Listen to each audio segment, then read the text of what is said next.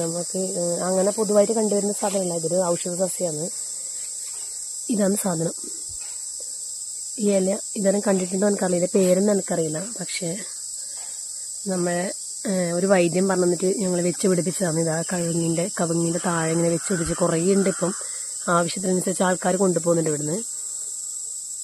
ഇത് നല്ല ഔഷധ സസ്യമാണെന്ന് വെച്ചാൽ രാവിലെ വെറും വയറ്റിൽ 2 ഇല, 2 ഒരിലയോ നമ്മൾ ആവശ്യാനുസരണം ചവച്ച് വെറും വയറ്റിൽ ചവച്ച് കഴിച്ചാൽ നമ്മൾ ഫിസ്റ്റുല, മൂലക്കുരു അതിനൊക്കെ, അതുപോലെ തന്നെ നമ്മളെ വയറിലുണ്ടാകുന്ന പ്രോബ്ലംസൊക്കെ ഇതിനോട് മാറും. മാറുന്നല്ല, മാറിയിട്ടുണ്ട്. കുറേ ആൾക്കാർ ഇവിടുന്ന് കൊണ്ടുപോകുന്നുണ്ട്.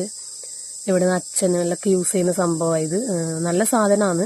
ചെറിയൊരു കസർപ്പ് എന്ന് പറയാമെങ്കില്ല, ചെറിയൊരു അങ്ങനെ കസർപ്പ് പോലെ ഉണ്ട് ഇത്. പക്ഷേ ഇത് നല്ല ഔഷധ സസ്യമാണ്. നമ്മളൊരു വൈദ്യം പറഞ്ഞിട്ട് നമ്മളിത് ഇവിടെ മൊത്തത്തിൽ വെച്ച് പിടിപ്പിച്ചിട്ടുണ്ട്. ഇപ്പം പറമ്പ് മൊത്തത്തിലുണ്ട്, കണ്ടോ, ഫുള്ളായിട്ടുണ്ട്. ആർക്കാ വേണ്ട വെച്ചാൽ ആവശ്യാനുസരണം നമ്മളിത് കൊടുക്കുന്നുണ്ട് ഇവിടുന്ന്. അപ്പോൾ തെയ്യായിട്ടും അവരെല്ലാം വന്നിട്ട് കൊണ്ടുപോയിക്കോട്ടെ ഇരിക്കുന്നത്. നമുക്ക് പിന്നെ വേറൊരാൾക്ക് ഒരു ഉപകാരം വെച്ച് നമ്മൾ കൊടുക്കുന്നുണ്ട്. ഇഷ്ടംപോലെ ഇവിടുന്ന് കൊണ്ടുപോകുന്ന ആൾക്കാർ. നമുക്ക് ചില ആൾക്കാർക്കൊക്കെ ഇതിൻ്റെ ഔഷധ മൂല്യം ഒറ്റമൂല്യമൊക്കെ ഇത് ചില ആൾക്കാർക്ക് അറിയാമായിരിക്കും. ഞാനിപ്പോൾ ഇത് കാണിക്കുന്ന വെച്ചാൽ ചില ആൾക്കാർക്ക് അറിയില്ലെങ്കിൽ എൻ്റെ വക ഒരു ഇൻഫർമേഷൻ ആയിക്കോട്ടെ വെച്ചിട്ടാണ് ഞാൻ കാണിക്കുന്നത്. ഇത് ഈ ഇലയാണ്, കണ്ടോ.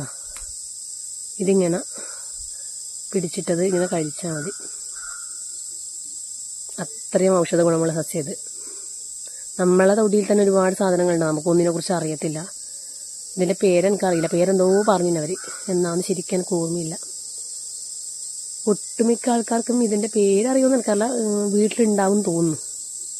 ഇത് നമ്മൾ വെച്ച് പിടിപ്പിച്ചിട്ട് ഇപ്പം അത്രയായിട്ട് ഒരു വർഷം ആയിട്ടില്ല. അപ്പോഴേക്കാണ് ഇതേ പറമ്പ് നിറച്ചുമായി. ആവശ്യാനുസരണം പറമ്പ് പറിച്ചെടുക്കാൻ പറ്റുന്ന രീതിയിലേക്കായി. ഇപ്പം ആർക്ക് വേണമെങ്കിലും പറിച്ചെടുക്കാൻ പറ്റുന്ന അവസ്ഥയിൽ. കണ്ടോ.